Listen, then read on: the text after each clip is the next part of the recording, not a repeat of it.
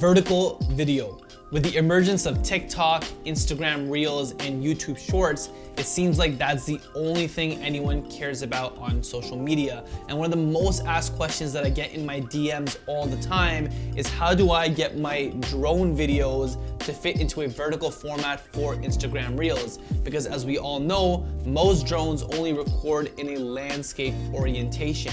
And if video is not a part of your strategy on social media in 2022, it's gonna be really hard for you to succeed. So today in this video, I'm gonna walk you guys through my entire workflow for how I take video from a landscape only camera, so like a drone for example, or an FPV drone, and translate it into a vertical format that's friendly for all of your short form vertical video content on social media, so Instagram Reels, TikTok, or YouTube Shorts. So if that's a question that's been burning a hole in your brain for how I get this onto social media, then stick around because I'm gonna show you guys every single step in this video. I'm a globetrotter. You and I pick your nine, 하지마 우리 너무 달라, we just different, I don't bother. Okay, so the initial steps actually take place before you ever get into a video editor. So there is some preparation you have to do in camera, and make sure you get that right, because otherwise it's gonna be impossible to translate your landscape video into a vertical format while maintaining maximum quality.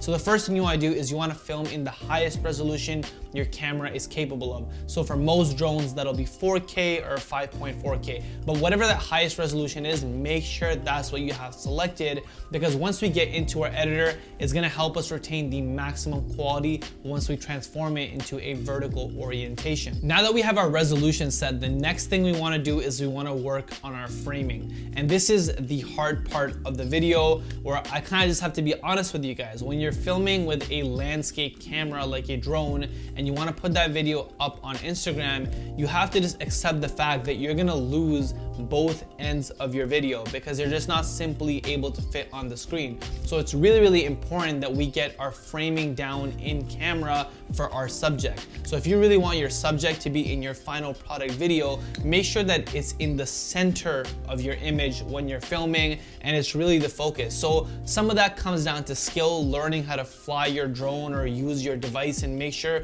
that your subject is right in the middle. But with a little bit of practice and understanding of framing for how much Instagram is gonna cut off the ends of your videos, you get really good at it, at understanding how much space you have to play with in your landscape video. So step 2 is to understand how much space you're gonna lose in your video on both sides, and get your framing down to make sure that your subject is the center of your video. Okay, amazing. So now that we're done filming our video, it's now time to finally jump into our video editor of choice. Me personally, I'm using Final Cut Pro 10, but these steps will work in every single video editor out there.